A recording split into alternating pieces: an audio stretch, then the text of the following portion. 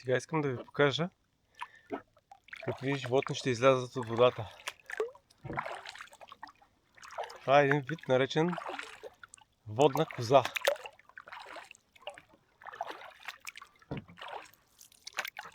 Кози, които живеят на дъното на езерото.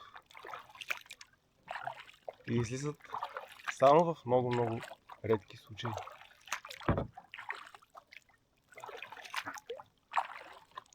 Все още се питате къде са тези кози.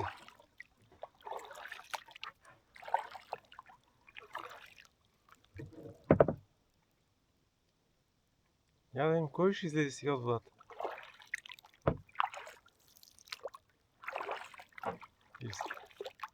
Са крави, бе, Иване, не са кози. Това са водни крави.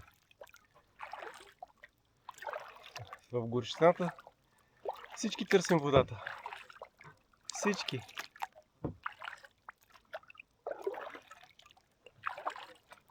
Хей!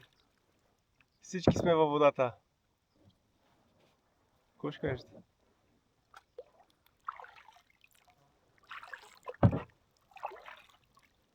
Как е, момчета и момичета?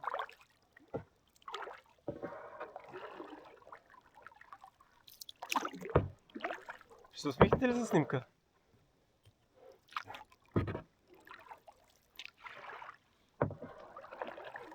Как сте?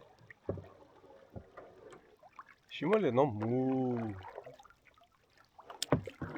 Къде ли мога да ме подгонят във водата? Ще мога да бягам бързо с тази червена лътка. Чао, чао! Приятна баня!